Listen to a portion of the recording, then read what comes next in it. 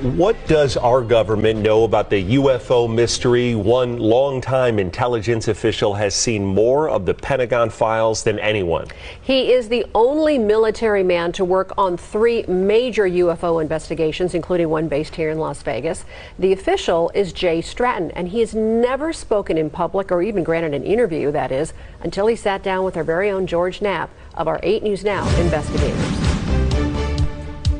When a mysterious object dubbed the Tic Tac UFO befuddled U.S. Navy aviators and sensors off the coast of San Diego in 2004, the incident was dropped, not investigated. The first in-depth probe happened 5 years later under the auspices of a then-secretive program called OSAP, the Advanced Aerospace Weapons Systems Application Program, created by the Defense Intelligence Agency with black-budget funding spearheaded by Nevada Senator Harry Reid. Tic Tac was the first UFO incident tackled by OSAP and its contractor, Las Vegas aerospace pioneer Robert Bigelow. The report was released by us in 2018. Jay Stratton is the man who wrote it. Every time I've done anything related to UAP or UFO has been my job.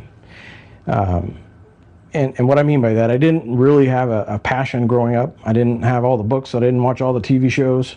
I stepped into a job at the Defense Intelligence Agency where some things came across the desk. From 2008 until 2021, pretty much everything UFO related came across Jay Stratton's desk. He made the decision to ditch the term UFO and use UAP instead, unidentified aerial phenomena. Stratton worked at the highest levels of naval intelligence, then was loaned to the DIA, where he excelled at reverse engineering. He and his colleague, rocket scientist Dr. James Lakatsky, kept seeing reports of unknown craft, but learned there was no central location where such mysteries were being analyzed. You know, all the stories you hear, right, there's probably the office that deals with this. And as we tried to find that office, we found nothing. So they created one. Stratton's colleague, Dr. Lakatsky, had been reading about a UFO hotspot nicknamed Skinwalker Ranch. After a visit to the Utah property, Lakatsky pitched the creation of a formal investigation. Harry Reid agreed to fund it. Robert Bigelow landed the contract. Stratton consulted with the OSAP program and then with its successor, ATIP. When the head of ATIP, Lou Elizondo, resigned and revealed its existence to the New York Times in 2017, Stratton was asked by his boss if he jump back in and cobble together a new program. He did, and that effort was eventually formalized by Congress with a new name, the UAP Task Force.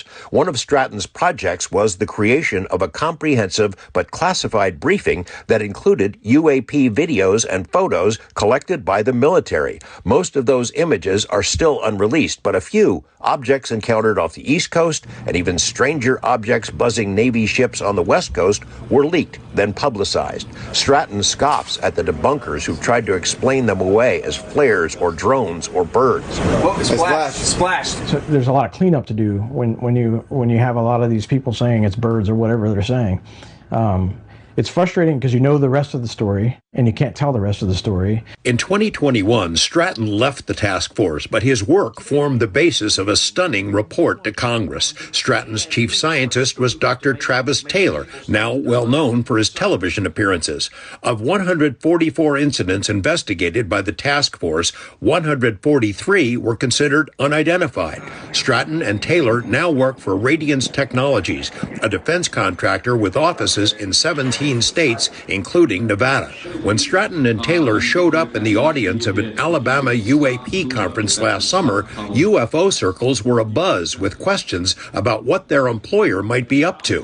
Filmmaker Jeremy Corbell brought his cameras to record our interviews. Stratton admitted there are still more questions than answers. You probably remember the infamous quote from Congress that, let's hope it's aliens. George Knapp, 8 News Now.